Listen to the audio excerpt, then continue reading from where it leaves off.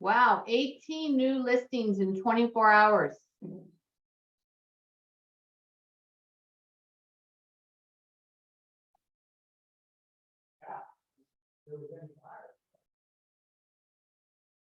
Well, if I was a buyer, I think I'd come out of the woodwork.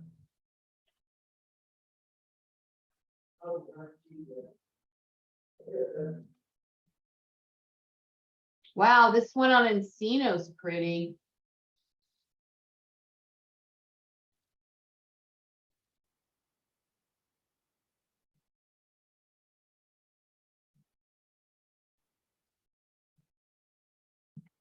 I love the doors, all the doors.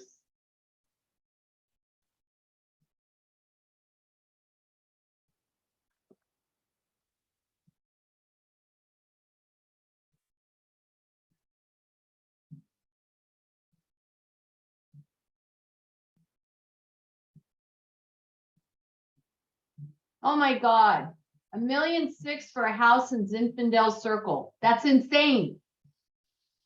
In the Vineyards. $1.6 million in the Vineyards. 4 bedrooms, 3 bath, the 2,500 square feet on an 8,000 square foot lot. Has Brazilian cherry wood floors. Woo! Party down.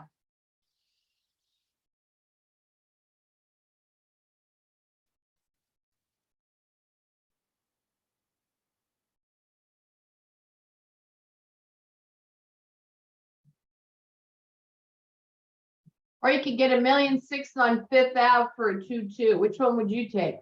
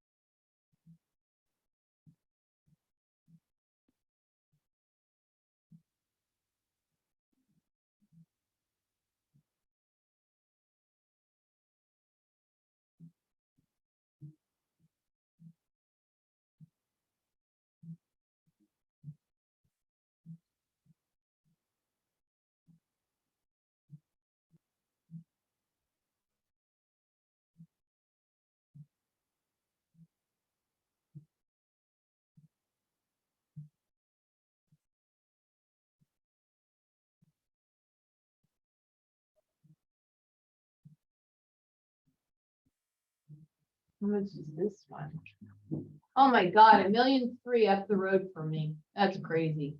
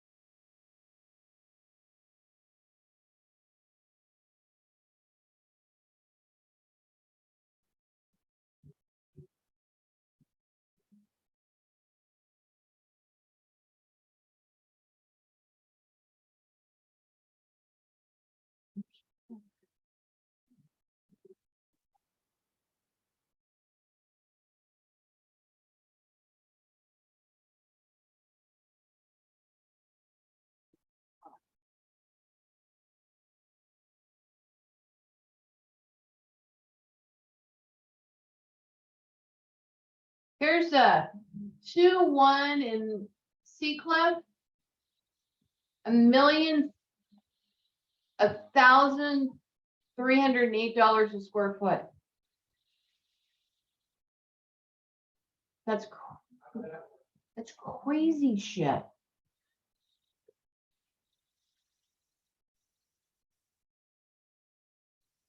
It's one of the little streets I'd want to be on.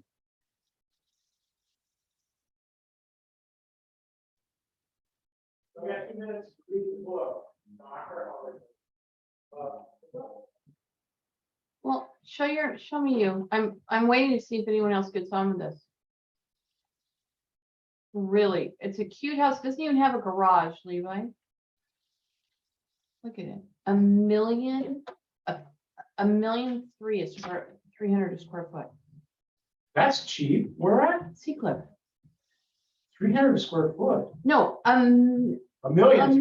Yeah. $1,000,003 No, per square foot. 1,300 per square. Yes, that's insane. Hi. I'm looking at this little house in Seacliff online that just went on the market. Okay, it's a 2-bedroom, 1-bath. It's 1,000 square feet.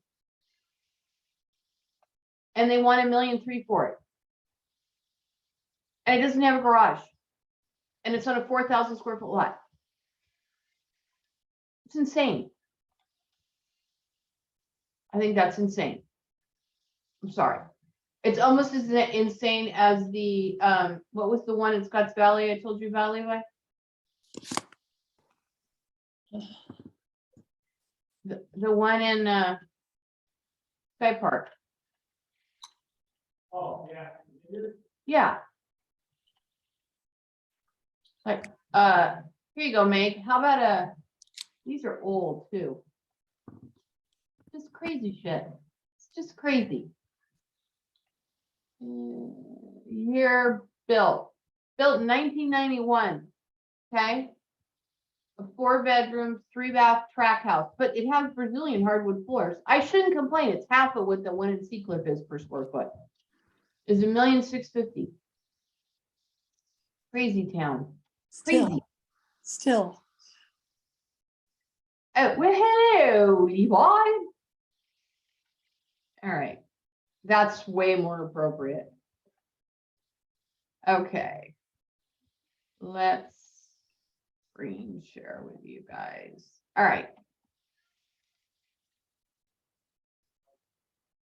All right. Can you guys see my window? Here, let me put it on a slideshow. There, is that better? Yeah, talk to me. Okay, bueno. Thanks, Meg.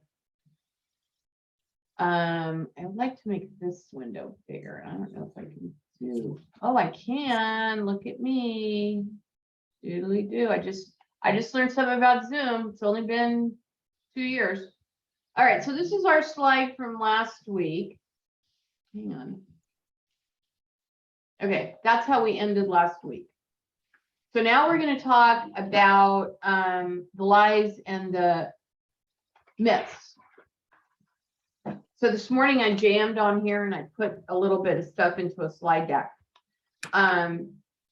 One of the things I wanted to kind of start with is what they start with is which they call truthiness.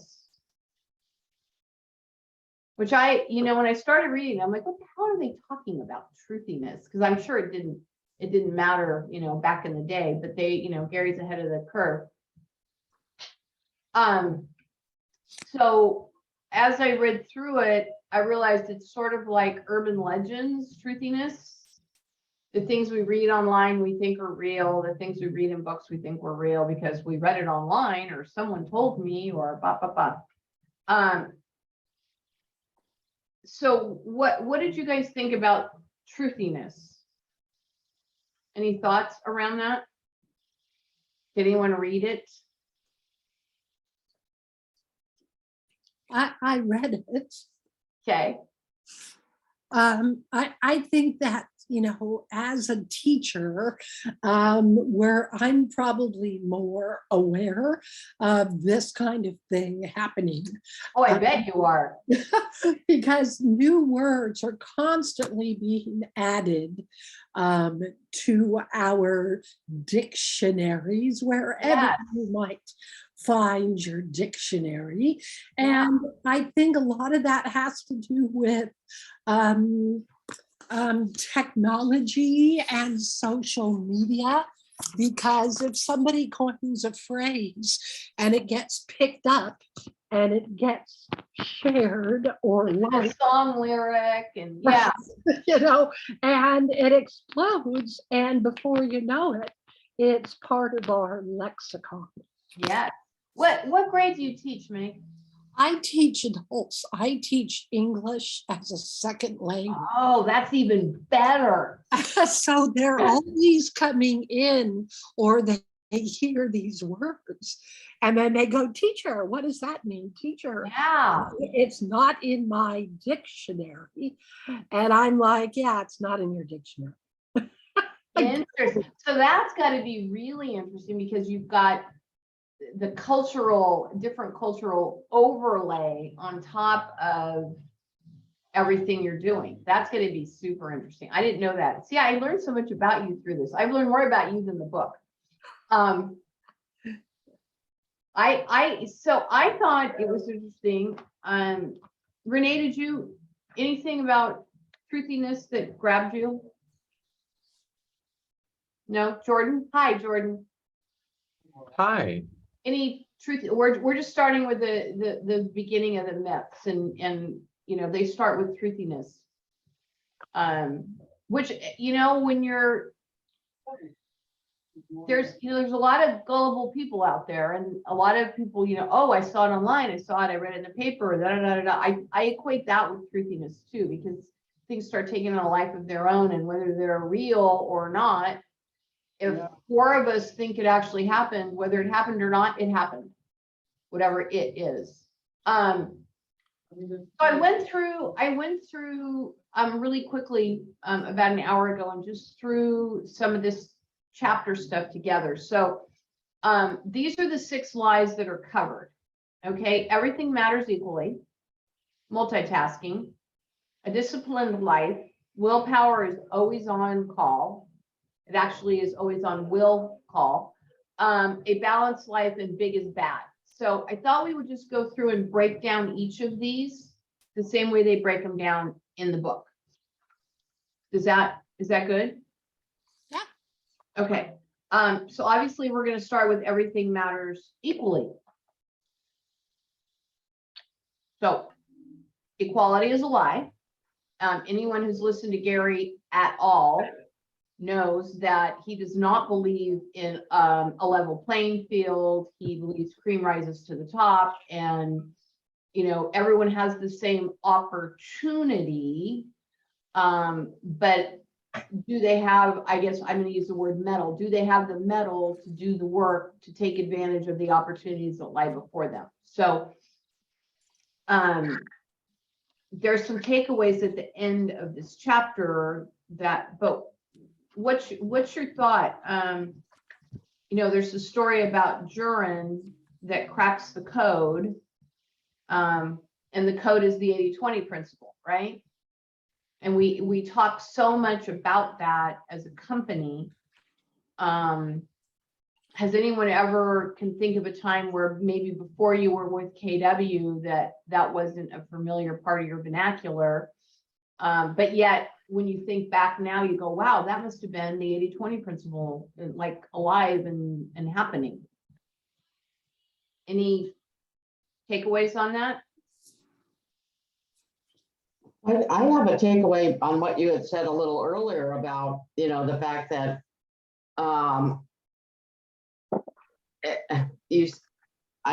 in the way you said success leaves clues, and we know what we need to do to be successful.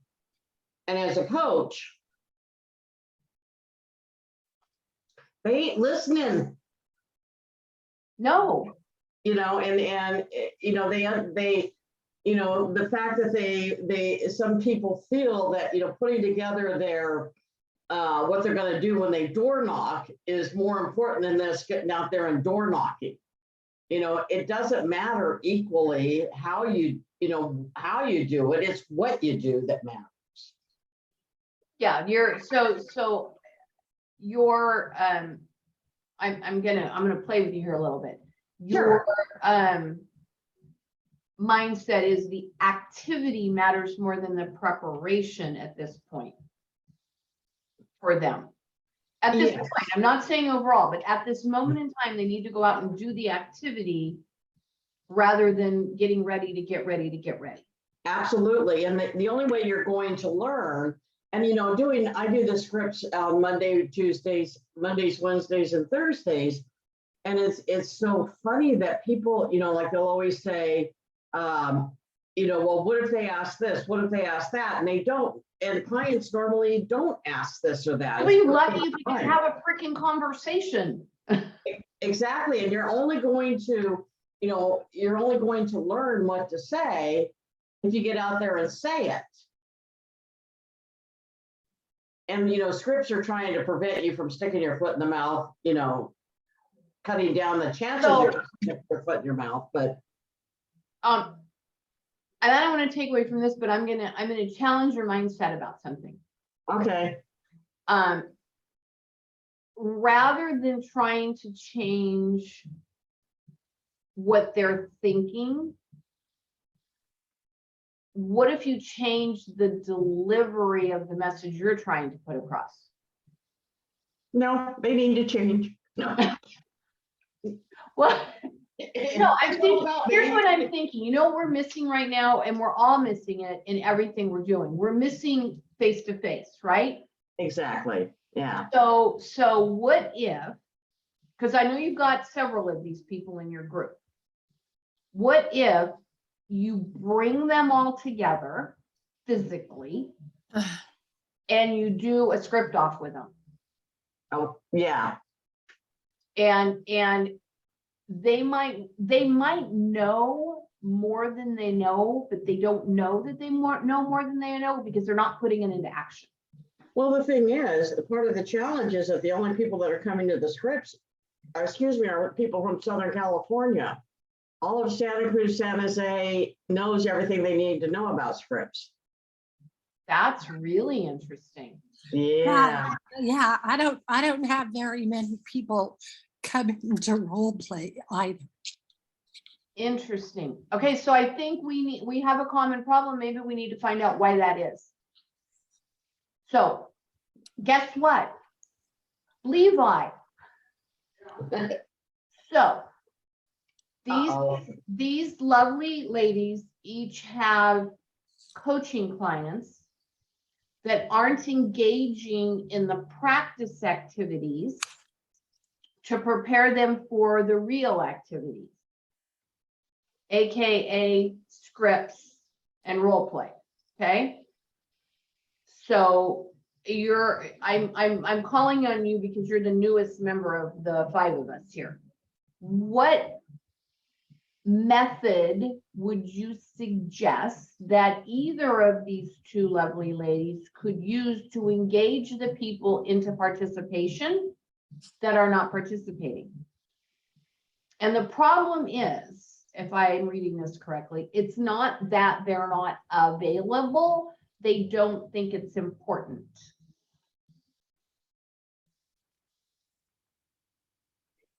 Yeah, I'm asking you, because you're the newest member of our 5 group here. Evidently he's coming into my office, or he's leaving. You scared him away. No, No. no, I'd have scared him away a long time ago, Meg, if that was gonna happen. I hate to tell you this, Elaine, but the acoustics are pretty bad.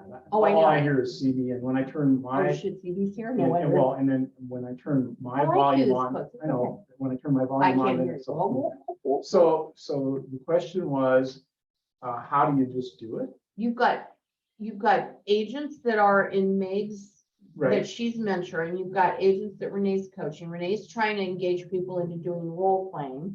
Meg's, or scripts. Meg's trying to engage people into doing role playing, so they're prepared for real life. right. And- Neither of them are getting any traction. Right, and Renee, what you said a minute ago, and I'm only catching some of this, but You the need to truth, get earbuds. Go I ahead. will, and the truth is, and I don't have them in the backpack right now, but the truth is that there's no wrong way to do it, or right or wrong way to do it. Or the truth is, like, if you're writing a paper or trying to get something done, you just start doing it, right? And I think, and Renee, you've been my coach for a while, and the pushback for me, and just be frank and honest, is kind of being put on the spot. I don't disagree with having a scheduled time to start your calls and all of that. But I think reinforcing the fact that there's no wrong way to do it, just start doing it. Like a professor told me, the paper is not going to be that great at first, but until you start getting some words on the paper, you got nothing. So until you get some phone calls, whether it's a phone call about a dog or surfing or whatever it is, you got nothing. Right? You got to start Okay, somewhere. just move. So here's the other conundrum, is she's trying to get people to go door knock. We're working on everything Yeah, matters equally yeah, here. yeah, it does. She's trying to get people to go door knock, except they're spending so much time Preparing. getting their materials ready that they don't actually go do the activity. Right. So do you take a walk at night or morning or afternoon? And when you get an opportunity, do you stop and talk to that neighbor? Right? For baby steps, right? And there's no wrong way to do it. And maybe the first couple times you see him, you don't even bring up that you're a realtor. For me, that's kind of how I do it. It's casual conversation. Relationships first. Right. But the main thing, and Renee, you were spot on. There's really no wrong way to do it. Now, to train people to do it at a particular time, they're going to over prepare, and then ultimately probably not get as much done as they would have just by Or they're not showing up at all. slugging through it. Yeah, not Okay, showing up. she's chomping at the bit. What were you gonna say, Missy? Who, me? Yeah, you. You got your hand up. Well, and again, I think the thing is that it's not so much that I want them to be little robots in that, but I want them to have in the back of their mind, if a client says, well, why do I have to get pre-approved? They understand that there's 4 responses to that. And even if they give 2, they have the 2, Right. and so it's one of those things where, again, it's not that I want them to memorize, or they should eventually memorize, but I want them to know that there are responses and that deep in their mind, they're going to be able to pull something out. So, I appreciate what you're saying is, and the more they talk to people, the more they're going to refine what they're saying. But I'm giving them it's like when you're talking about a paper, you have to know where to go to get the information to start the paper. You don't just start writing, but you need to do research, or you need to know what you're focusing on or what to say. Or even the when you're in school, you've got the intro, the body, and the conclusion, right? You have to even know that. I feel like you're just trying to get them to understand the formatting of how they're going to format the paper, and now we'll give you the info to put in the paper. She's muted. Yeah. Okay. So yeah, I guess I agree with you, Renee, and The one thing that I found super useful with coaching with you is to expect rejection and how to best respond to somebody who's not open to a casual conversation. That's really important, that you know when to move on or that sort of thing. I mean, that was super important. The discipline is important too, but not everybody's going to pick up the whole discipline thing. Yeah, all right, awesome. Muchas gracias. You're welcome to stay if you'd like. If you'd like to stay right here, you can. All right, so not everything matters equally. We're talking about the 80-20 rule. So Renee, in that case, Renee, if you've got 8 people in your group and 2 show up, you're a win. 1.5 shows up, you're a win. I had 6 today, all of them from Southern California. It's okay. It's okay. I'm in the same boat. I don't know. And I know that they're seeing it in Gateway. I know they're seeing it in Silicon Valley. I talked to Laura. They're seeing it in Santa Clara. It's like right now, for some reason, the market slowed down. The agents have slowed down. I think that's something to do with kids going back to school early this year. I'm hopeful. What normally happens is right after Labor Day, when school starts, everybody decides to go back to work. I'm hopeful that that is what happens this year. You know, and I don't, you know, it's difficult because I want to say 3 strikes and you're out, but at the same time, now if they're not in coaching, what the hell are they doing? Now they're just a giant risk ball of blech.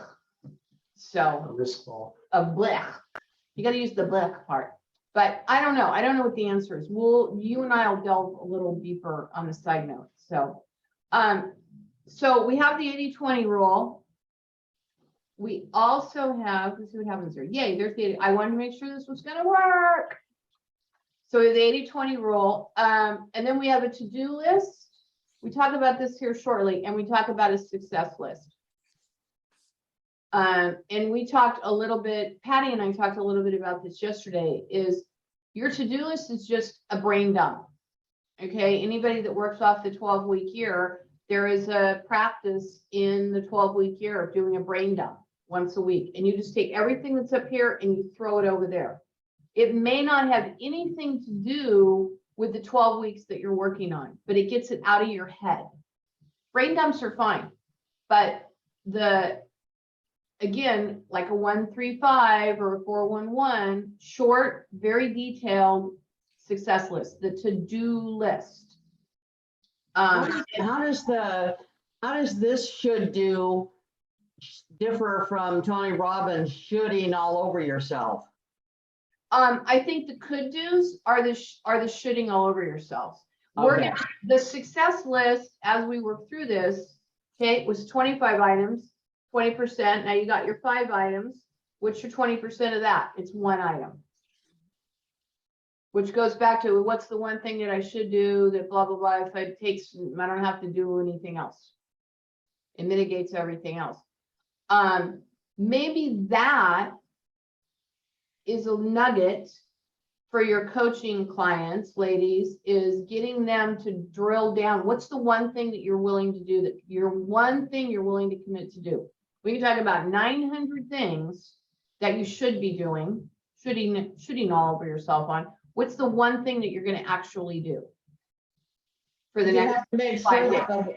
that the one thing that they're willing to do is absolutely on the should list, not on the could list. Yeah, but what is it? And get a commitment for the one thing. And if it's, I'm going to show up for role playing, okay. I'm going to show up for scripts, okay. What is the one thing? If it's the, I'm going to work on my website for when I have a team, you're not there yet. I shut down somebody last week, just so you guys know, who was talking to me about building a team. And I said, you know, we have a team policy in our brokerage. And you can't even start to build a team until you're doing a certain level of production. So when you're doing that level of production, then we'll circle back and we'll talk about this, but you're not there now. Oh, well, could I see that? No. No, there's no point in me sharing it with you. You're not there. So just. That's the whip. Okay, so these are the takeaways from Everything Matters Equally. Okay, these are the big things. And Gina mentioned this last week. I don't know if you guys remember, go small. She talked about having to go small to go big. Which is funny because she's only been here a couple of years and she's not been to a KW event. And I promise you, she did not hear that from KW. But that's a KW thing, right? Go extreme. What's that mean to you? To me, it means pick the one thing that probably is hardest to do for me. Which, Okay, like your frog? yeah, I'm pretty out there. No, you know? I get kind of extreme. So for me to be extreme, it has to be way out there in order for it to be extreme. I think my extreme is a lot of other people's impossible. Okay. Well, this defines, once you figure out what actually matters, keep asking what matters most until there's only one thing left. And that core activity goes at the top of your success list.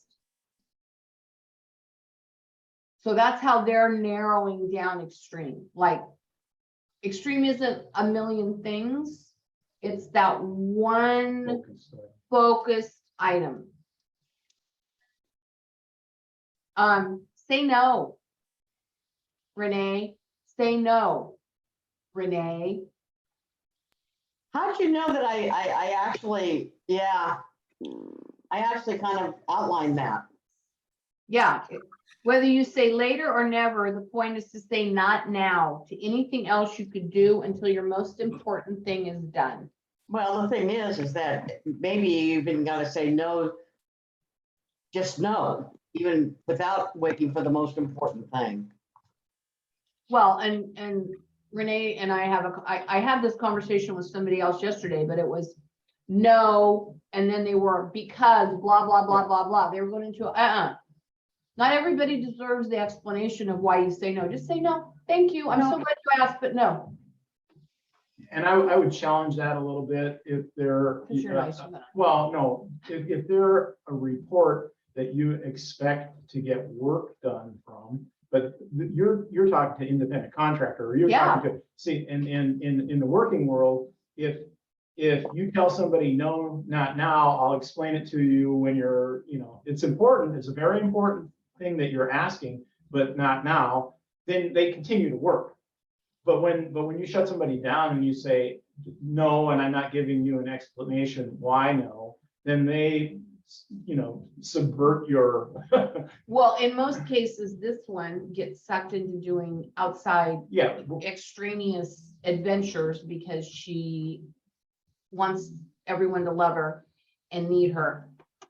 And she gets pulled in 900 different directions and not all of it is beneficial. Yes. Are you talking about me? Peace in your. You're talking about me? I'm talking about you in front of you.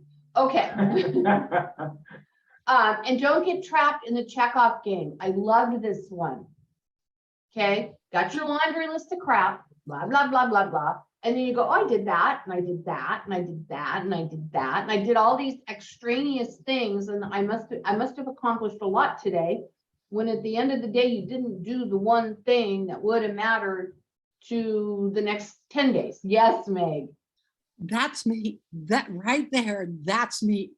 Are you the checker? I love to do lists, and I've even caught myself like doing things like when I get up, I just start going. And sometimes I don't write the actual list of things I need to do until after I've done a couple things. Oh. But I write those things that I've already done on the list just so I can go Cross done, it off. done, and then I congratulate myself Yay! on doing 6 things out of 10 on the list. I do the same thing, except I'm a martyr about it and I do it at home. Oh, I did the laundry and I cleaned the bathrooms and I worked all week and I walked the dogs and and then I turn into a martyr because I did all this stuff. I don't congratulate myself. I turn into a martyr. So same. You? So question, Meg, do you carry over your undone to-do list item to the following day? Yeah. Absolutely. Yeah, so you punish yourself for the stuff that's residual left over. Well, I'm not punishing myself. I don't think of it as punishing because it's not hurting me. But I definitely carry whatever I didn't finish on to the next day's list. And I generally get whatever I didn't do the day before they're done because they're already in my head. She's got them right Yep, there. yep. Mhm. And do you make your to-do list before or after you do your email? Or do you do your email all the time?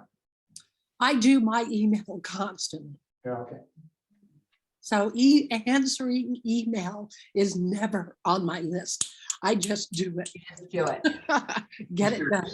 And it's quick if you just attack it and go, because for me, I get probably,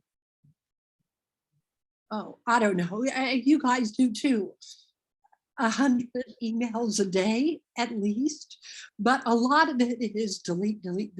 Okay, so I'm gonna give you guys a little tip here. There's a service called Sane Mail, SANE Mail. It's like $100 a year. You attach it to your email and it basically takes your inbox and adds a box called Sane Later. So the stuff you respond to will go into your inbox. The other crap goes into your Sane Later file. You get to choose if you want it to go back into your inbox or stay down here. It eliminates all the bullshit email from being in your inbox, but it's still there. So when you want to, you're sitting somewhere, you can go through it all. But I'm telling you, it's a lifesaver. $100 a year, Sane Later. Okay, we are now going to go to multitasking. Okay, we talked a little bit about this last week. Remember the rabbit, choo-choo, but you're not going to catch either rabbit. They talk about the monkey mind, which we're all familiar with if we've done bold. What comes to mind when you think about multitasking? And we talked a little bit about it last week. You can do things fast or you can do things half-fast. Well, and Gary's thing is it's not multitasking, it's task switching. Yes. And I was thinking about this morning because I was getting ready, I was dealing with the dogs, I was doing something else this morning. And I realized that if I'd stopped and done all of this, all of that, and all of this, it all would have taken me less time. And done correctly. Yeah, well, it all turned out fine, but I was going between these like 3 things, and I could have just gotten myself ready, dealt with the dogs, and then dealt with, I can't remember the other thing I was doing, dealt with that. But instead I was like stopping, starting, do. And I felt myself starting to get frustrated because everything was taking me longer. So it made me think of this. So we're going to talk about this today. So they're not half-fast. How fast it was, half fast. I wonder what the other thing when I think of multitasking is ADD. Oh, I mean, Bob's convinced that I have it because, the minute we walk into somewhere, I'm gone. I'm exploring and looking at things, and it's like, can you stay put for a minute? So that's what I think of as just, squirrel. your brain's firing on 900 cylinders, yeah. And how many of us are, when we're on a Zoom call, are actually looking at our email or all of us. our phone? Huh? All of us. Absolutely.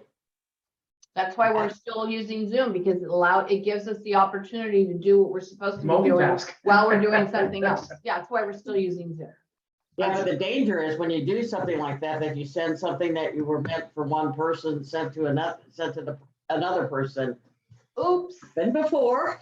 Well, Oopsie. and you know what? Think about when you're driving. Remember when we were all kids and you're in the car with your mom and there was no cell phones, and the most that you had in the car at the time was the radio, and maybe in my case, your mom smoking. Okay. But now you're in the car and you got the radio going, and maybe you're smoking and you're in traffic and you're on the phone. How many of you have driven from point A to point B and you go, oh shit, how did I get here? Like, yeah, scary, huh, Amy? Yeah, it's really scary. Or you could do what my husband does and you're going to point A and then autopilot kicks in and he just drives right wherever the Yes. hell, yeah. It's like, whoa, I thought we were going. He's like, oh shit. No, and then you got people, Jordan, you drive around with your nieces in the car. That's got to be distracting. That's multitasking. Yeah, just a little bit.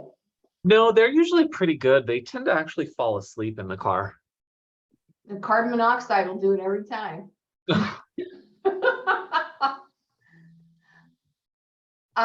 So multitasking is a distraction is natural. Okay. It's how we deal with it. It says, don't feel bad when you get distracted. Everybody gets distracted. Okay. It takes a toll. When at home or at work, distraction leads to poor choices, painful mistakes, and unnecessary stress. Think about the people who are always late somewhere. Okay. Wondering now, are they distracted?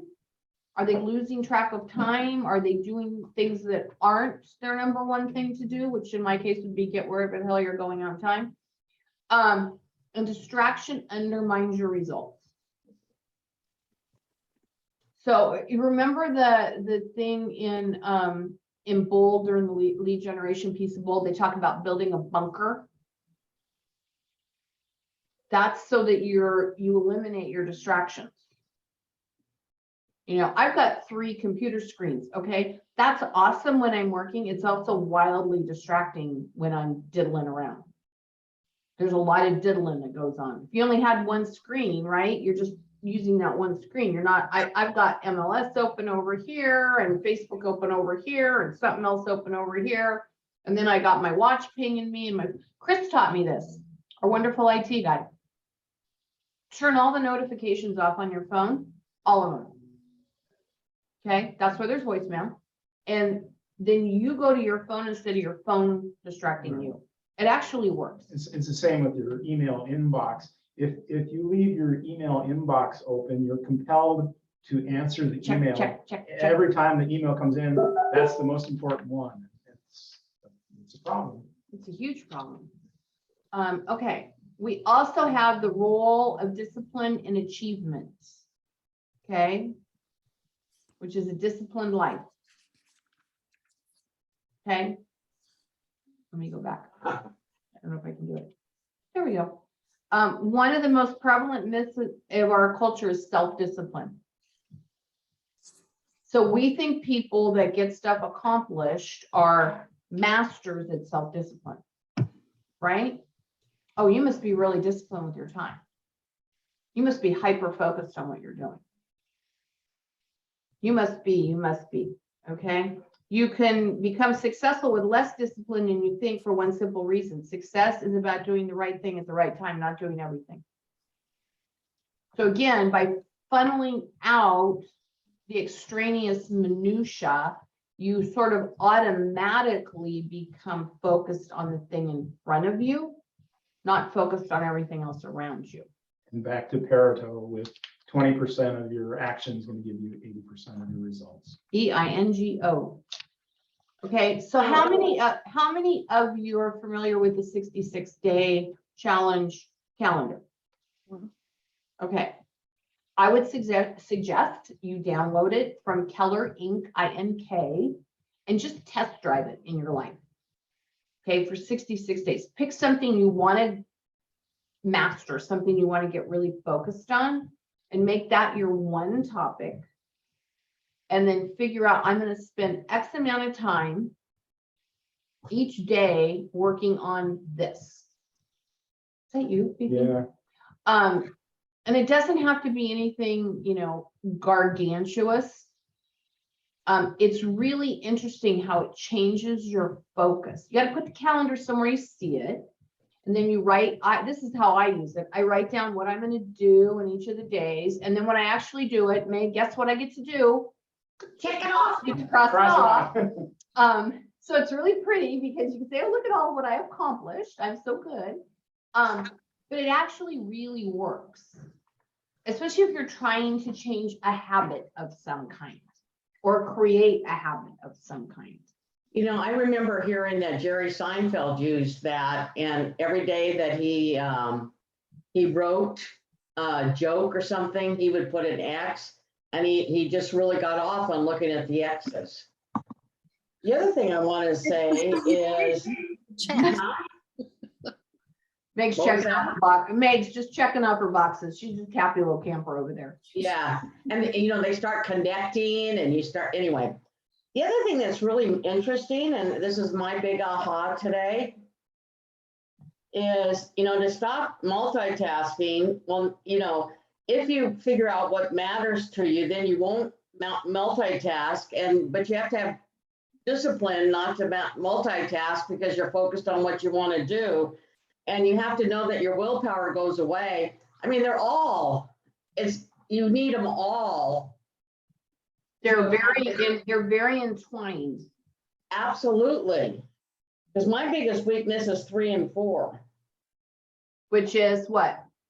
A disciplined life, and willpower is only on will call. Because by the afternoon, everything that I want to do or want to accomplish is out the window. Because Well, used so much willpower. I also think that's why one of the reasons why you get up so early. Because we're going to talk about that. When your energy is highest, you know, hold on. I think it's your biggest bet. Yeah, I think it's the willpower piece about picking your peak operating times to do the one thing because you do a lot of stuff very, very early in the morning, which there is no distractions for you at that time. So I think you have to pick that peak time. I look at my week, you know, Mondays are kind of crazy for me because there's all these meetings and blah. Tuesdays are a little nutsy too, because I have my coaching appointment is on Tuesdays. Our team meetings are on Tuesdays. Wednesday's always kind of been for me this part of my week, right? Because I've got the minutia crap out of the way that I have to do. And then I haven't started to slide into the weekend yet. And Wednesdays has always sort of been okay, this is my like rock solid day to get the crap done I need to get done. Even outside of real estate, even in my outside of work and everything, Wednesday's always sort of been okay, where are we? What's left to do? What do we got to do today to get back on track or get ahead of the game? Well, and see, mine is more in the day. You know, like in the morning with scripts and all that, I'm great. Now I've got a 2 o'clock coaching call today that I'm going to be coaching, and I've got a 4 o'clock meeting this afternoon. I can tell you by 4 o'clock, if they don't have a blubbering idiot on the Zoom, it's going to be lucky. You know, because by 4 o'clock, I mean, I'm done. You're tapped out. Yeah. What's your 4 o'clock meeting about, may I ask? Oh, it has to do with the Fairgrounds Foundation. So why do they do them so late in the day? I'm sorry, they're a bunch of retired people. No, they're not. Oh, No, no, this one's at 4, the other one's the actual meeting's at 5, ugh. the following Wednesday, so, Yeah, I want to wrap up my brain trust by 3 o'clock, pretty much. yeah. So I am gonna get a headset so we can get this whole office thing figured out, but one tidbit that I wanted to add was, You have to step forward because one you're tidbit migrating in that and I out. wanted to add was that there's been a lot of psychological studies that would say that your birthing hour is your most productive time of your of your day, any day. So, if you're born in the morning, it's probably going to be the morning. If you're born in the afternoon, it's probably going to be the afternoon. And it's odd that you think about it that way, but they claim that has something to do with it. No, I'm gonna have to ask my mom what time I was born. I was born at 5 o'clock in the afternoon, so that, It's not correct then for you. well, it may have been when I was younger. It's only, Yeah. it's only been recently that I go to bed at 7:30 and I'm up at 4, No, she goes to bed with the cows. And does the sunlight wake you up, or is it before sunlight? It doesn't wake me up and it doesn't keep me from going to sleep. No, well, She that's gets weird. up like at 4. I'm sorry. Okay, as long as she's getting her 7+ hours a night, it's all good, right? Yeah, and I'm getting 7 to 8 hours. Yeah, Meg, I'd like to add in my 2 cents worth please. on the whole habit, doing something repeatedly so that it becomes a habit. And for me, it's worked really well. I hadn't heard of it before Keller Williams. So when I did hear about it, back in Bold, when Renee and I were in Bold together, is when the first time I heard about it. And I heard about it, but I didn't do anything until I would say we went into the COVID lockdown and we had all this time on our hands. And I started walking pretty consistently. Awesome, good for you, Meg. Not every day, but 3 times a week, and made it longer and longer and longer.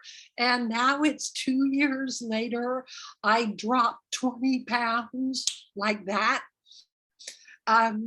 My husband thinks I'm sexy, which is kind of sad, but okay. And I walk about 3.5 miles 3 times a week. Are you walking with a little sway in your step now too, Meg? Well, I now wear sports bras and yoga things, and I'm not out there in just jeans and a t-shirt anymore. You're serious about this. Yeah, That's yeah, awesome. yeah. And I even, if you check with Chelsea in the office, she will tell you that she sees me go for my walk every week. That's awesome. yeah. Chris and I went on a walk Tuesday. Monday? I don't know. One day it was great. Yeah, but Awesome. you have to do it Yeah. repeatedly. You have to do it to where if you don't do it, it feels funny. Yeah. And- Well, it and- kicks in your endorphins too, and it probably clears your head. oh yeah. It Oh, yeah. allows you to cross it off your list. Oh yeah, I'm processing, I'm probably Mhm. sorting my to-do list So while are I'm you walking. listening to music or are you just walking?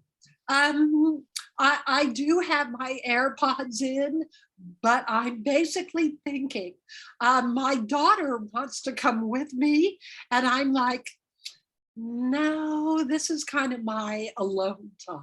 Good girl. Because I'm always in front of a group, and Sure. this is my time to do that. I also did that with journaling. I hate writing in a journal. That's not me, but I do it every day after class. Every day after class, I take about 10 minutes and I type a recap of the class, and it helps me review the class, and it helps me take some action steps because I think about it. And if I didn't think about it, I wouldn't take those action steps. And by action steps, it's usually reaching out to a student that I wouldn't have reached out to individually before. That's And awesome. Meg. that pays back. They Sure. love that. And now if I don't do it, it feels weird. But You're my hero, Meg. It took a long time to do that. Well, and now their habits and their routines and there's time you're guarding too. Yeah, I have to say no, even to my daughter. And she's like, what do you mean? Like, we're right there, we're together. And I'm like, no, so I try to sneak out. So I You can don't. walk, but you gotta go that way and I'll go that way. Yeah, but the other day, I hid in my room until she left, and then I left, and we went to the same place, and we ended up walking towards each other and met on the trail. To high five and keep going. Actually, she turned around and walked with me back. And then, I took her back to where she started, and I turned around, and then I could put in my AirPods again and Go back to your start space. Very cool. processing. Yeah, and I think what I'm doing is I'm dividing my list into coulds and shoulds. I'm going, okay, I've still got 10 things. I've only got 2 hours left. I need to reprioritize. Very good. Thank you for sharing, Meg. I appreciate that. Okay, so now we're going to talk about, so a disciplined life. Wait a minute. I'm all screwed up here, you guys. I apologize. Okay. Don't be a disciplined person is a big thing. Be a person of powerful habits and select disciplines to develop them. So Meg, that's a powerful habit that you have. I have a cup, and I like it. Yeah. Build one habit at a time. So you're Yeah. good at this one, and then you can add another one. So you've got your walking and your journaling, and give each habit enough time. And I would say enough time to develop. Right. You may find that maybe you think you want to go walk every day, and you start doing, you're like, and I freaking hate this. Well, then don't do it. Get rid of it. Get something else that fuels you in some way, inspires you, makes you feel good, etc. Okay. Morning break, afternoon break, end of day break. This is your willpower section. I thought this was pretty important.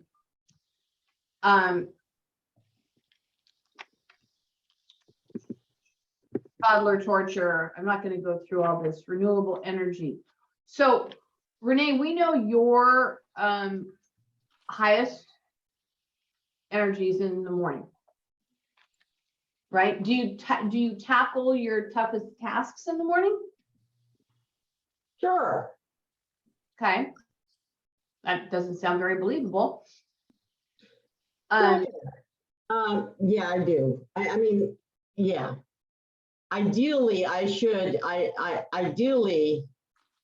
be doing the scripts, and I should be doing group coaching in the morning, and then because that's when I'm sharpest. But I don't do it in the morning because it's not good use of the agent's time. Agents should be doing what they should be doing. Of course, they're not doing what they should be doing. So anyway, Here would be my suggestion. If you're willing to change, why don't you throw it out to them and see if they're willing to change? Because we know that let's be truthful, they're not doing what you think they're doing when they should be doing it. So maybe if they did scripts first and then did the other piece, I don't know. Or maybe your time in the morning is your time for you uninterrupted, because it's probably the only time all day, knowing you, that's just your time. Meg's taking a walk, you're doing what she does in the morning, you're doing that in the morning. I am, yes. Kind of centering yourself for the day and all that. Maybe that's the most important thing you can do for you rather than accommodating other people, I guess is what I want to say. Yeah. So if there's anything wrong with that, I don't think you should apologize for that or feel bad. Jordan, thoughts on this? I mean, I see it with my own self. You know, I go to the gym every morning, 5 a.m. And if I'm not there at 5 and I go at like 10, you know, I feel it. I can't lift as much. I know that weight feels heavier. Whereas if I'm up and I'm there and I do it and I get it done, easy. It was the same thing for me in school. I knew that I needed to get up and I needed to take my classes in the morning and I needed to do the homework that was assigned right after school because I was there. You know, you kind of develop that routine, but it's interesting to see how the levels of energy restore with just a short break. So I think there's power in the programming, but it, you know, you have to kind of have that blind faith and trust the process, which is hard. It's hard for me as someone who's a doer and a goer and a mover. It's hard. Saying trust the process is freaking hard for me. This works for me, this thing here, because it's pretty much my day. In the morning, I teach. At the end of it, it's 3 hours. I need a break. And then I go to the office, the Keller Williams office. Now we're back up to top productivity, and I'm good for about 2 hours, like top moving, getting, making the calls, setting up, putting on a drip or whatever it is. Lead generation is basically what I'm focusing on. Right. And then I stop and I take a break. And that's before I go to my last class. And then when I get to that class, I'm prepared, I'm ready to go, and I give it my all. So this is pretty much my day, Monday through Thursday. I think you're probably a master task switcher because we talked about this last week, because you're changing environments as well. Mhm. So it gives you time to clear out the cobwebs before you start your next situation. So these are things that tax your willpower, okay? Implementing new behaviors. Okay, we know that's always challenging, right? Filtering out distractions, resisting temptation, suppressing your emotions, restraining aggression, suppressing impulses, taking tests, trying to impress other people, coping with fear, doing something you don't enjoy versus doing something you do enjoy. That usually fuels us. And selecting long-term rewards over short-term rewards. I think now more so than ever, there's a huge correlation between the effects of social media and the things that you just said, that instant gratification. My generation, the millennial generation and younger, it's all about instant gratification. I mean, 5 years ago, I couldn't order something on my phone and have it delivered to my office. Now I don't have to leave anywhere to have something delivered to me. So that's just, fueling it. Instagram. I want it and I want it now. You see something, Amazon, same day delivery. What? Yeah, it's insane. It's insane.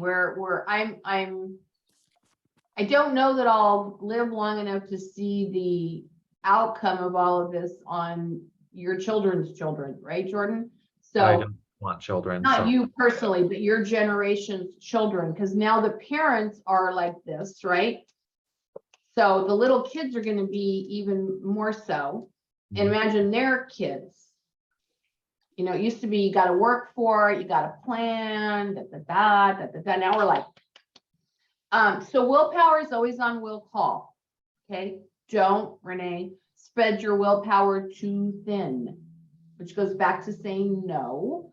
Monitor your fuel gauge. So I take that as know when your energy level's starting to dip, and maybe you can't have it dip. So what can you do to bring your energy level back up? Take a walk, change your environment. Those are things we've just talked about. And time your tasks. Remember the book, Eat Your Frog, right? You do the hardest thing you have to do first thing in the morning, which is why Gary's a proponent of morning lead generation, because that's the one thing most people don't want to do, because they see it as, something hard instead of something enjoyable. So, maybe you look at your day today, you look at tomorrow and you go, God, what's the one thing I have to do tomorrow that's going to make my day amazing, but that I don't want to do?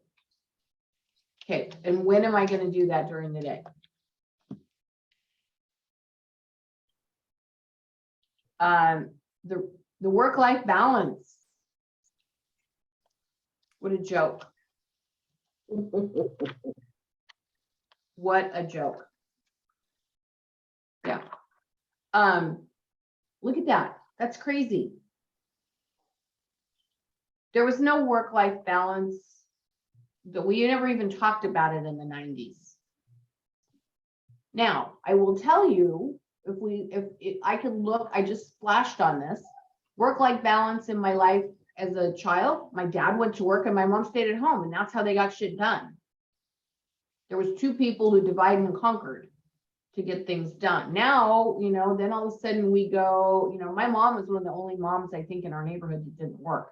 So now you go to two working parents and kids in school, and now that work-life balance mythology is all out of whack.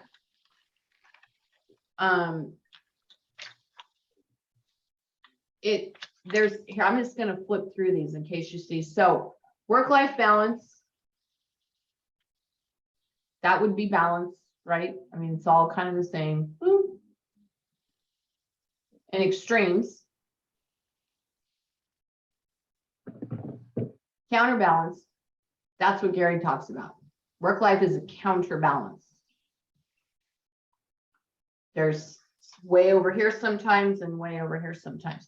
They talk about, Bruce Hardy tells a story about when he was a real estate agent.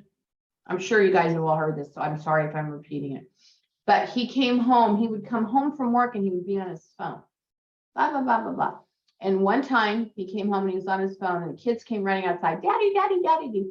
And he talked, and I could, such a visual for me. He's on the phone and he pushes his kids away. Shh, daddy's on the phone. And it was like, he talks about having this moment where he can see himself doing that.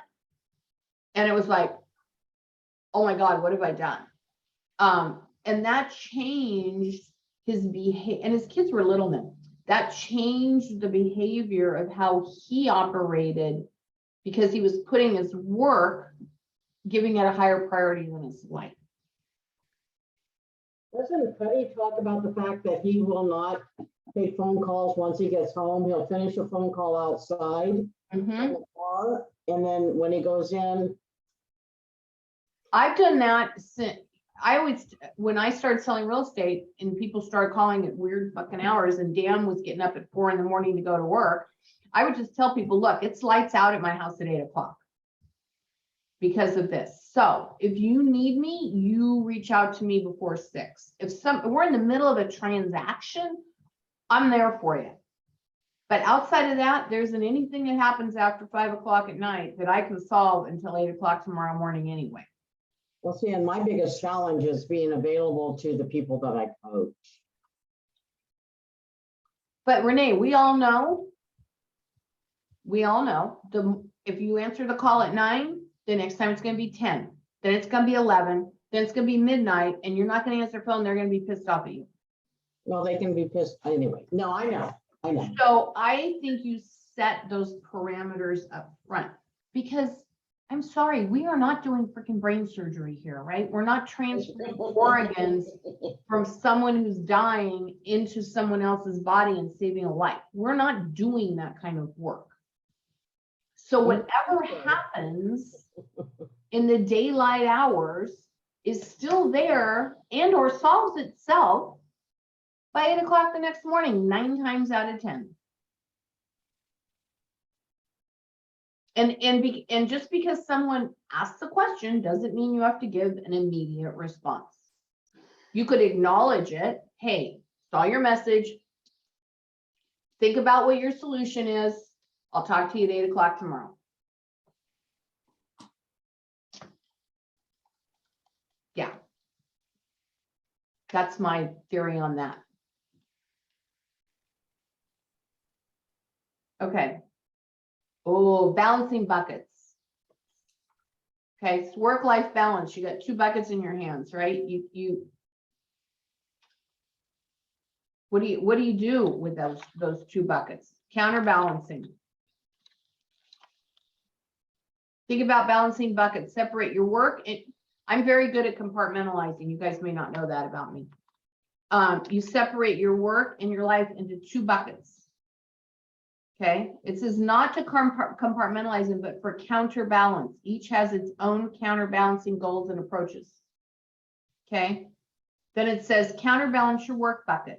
View it as an involvement or a skill or knowledge that must be mastered. Okay, and then they want you to counterbalance your personal bucket. I don't believe in mushing all the buckets together. I listen to these team leaders and they talk about, oh, I had Michelle Zaragoza, we on the call on Monday. She's talking about having everybody over to her house for a barbecue. I'm like, that shit's never happening. It's never going to happen. I will go somewhere. We can all go somewhere for a barbecue if you'd like, but we are not all coming to my Adobe and the Casa to have a barbecue because that's my personal space. Renee's smiling at me or smirking at me. I don't know which. But I think everyone's got it. You got to have your own. That's my private space, right? Yeah. That's my counterbalance bucketing that I do. Thoughts, Renee? Your screen's on. No? Okay. All right. Yeah, I mean, you're absolutely right about setting boundaries about where people can and can't be. Yeah, I have to do that with my students too. Oh, yeah, I bet you do. Yeah, Students yeah. and clients. yeah. And, you know, but, you know, in the 20 years I've been doing it, I've never had a problem. I've never had a student call me at midnight, never had a student call me at 9 o'clock. They're all really respectful. I might occasionally have somebody text me or email me at night about something, and I usually I read it, but I may not respond, especially if it's something I can deal with. Do you want to know why, Meg? I can tell you why they do that. Why? Because when you're present, you are all in. Yes. And they know that you're all in that moment.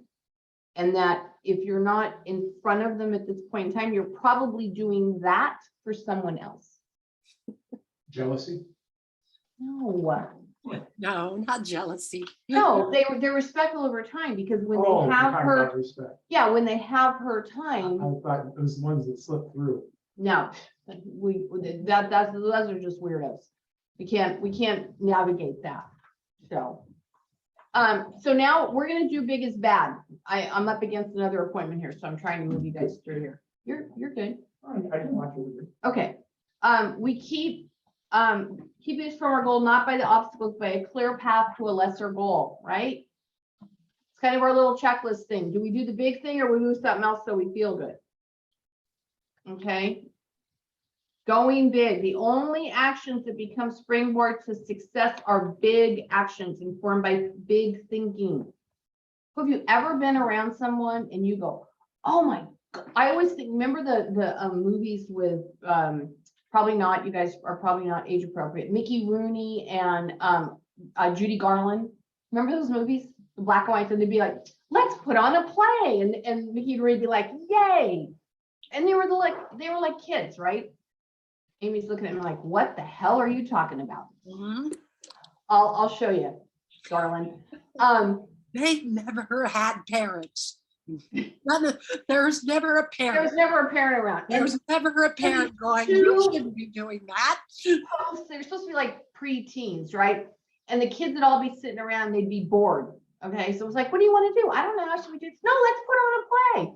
And they put on these extravagant, that was the whole premise of the whole movie genre at that time. That's big thinking, right? And a lot of people want to stay safe. They don't want anyone to think they're nuts. And so they try to work within other people's parameters. Sometimes we have to do that. But if you're a big thinker, guess what happens? You attract other big thinkers. And when you think like that, you're gonna have out of the box, crazy, outlandish ideas. That's great. It doesn't, you don't have to do them all, just get them out. And then pick the thing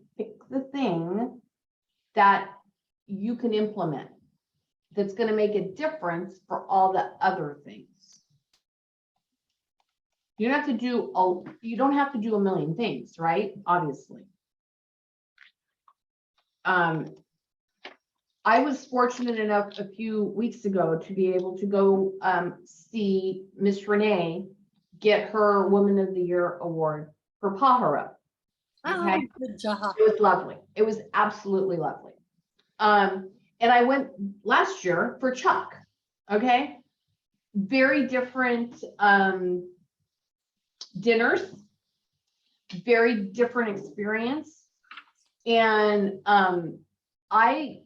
we were in, I don't know, Cressig Hall or something, which is just like a big barn. They put on a really first class, amazing event at the fairgrounds. Okay, this wasn't a hotel. This was the fairgrounds.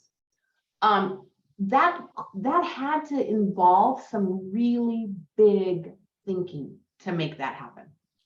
Big thinking. The music was the best, I have to say. The way they did the presentations was amazing. I would have organized the series of events a little different, but I wasn't in charge. But it was the first class event. The food was great. The setup was great. Everything was like spot on. And the people that organized that did a crazy good job. It took a lot of work. It's probably days of setting up the venue. What? Months. Yeah, it was insane. Yeah. But it was great. That could have also have been, here's a bunch of picnic tables, here's an umbrella, here's some burgers and fries, we're gonna get up on stage. It was not that event.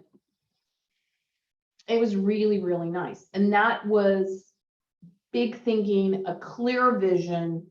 And I promise you, there was a whole bunch of these little small thinkers trying to do stuff, but the drivers of the event were the big thinkers, and they stayed on their course to make it happen. It was fantabulous. I thoroughly enjoyed myself. So, yes, thank you for including me. I was so glad you were there. How big is your box? How many, you know, I think it's really important that you don't put a lid on things. It's okay for people to think you're a little wacky, who cares, right? If I may just add on to that, not just limiting your box, but someone put it to me very eloquently: stay away from still people. I'm still doing something I hate. I'm still at a job that I don't like. I still do this. STILL. Stay away from those people, because you are the sum, you're the average of the 5 people around you. Oh, yeah. You can choose to be above average, you could choose to be average or below. And it's a choice. Well, not only that, if someone isn't happy with their situation and yet they choose not to do anything about it, now they want your buy-in that they're right. Which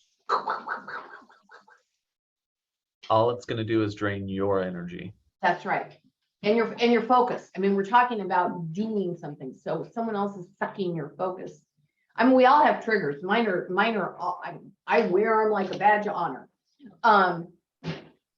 Amy's laughing at me. But I know I'm aware of them. I know what they are. I know what's going to trigger me. And sometimes I just got to talk that shit out. And guess what? Amy now gets to hear it all. But you're still like, "Shh, what about this? What about this? What about this? Let's do this. Oh my God. Let's put on a play, right? That's what I'm talking about. So think big. What do I do next? Right? What can I do next? How can I reach 20? What can I do? I like this one. Don't order off the menu.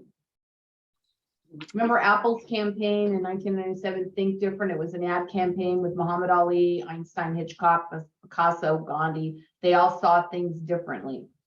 And they said, people who are crazy enough to think they can change the world are the ones that do. Okay, Gary's favorite one, be bold. Big thoughts go nowhere without bold actions. Once you've had a big question, pause and think about what the answer would look like. If you can't imagine it, go study people who've already achieved it.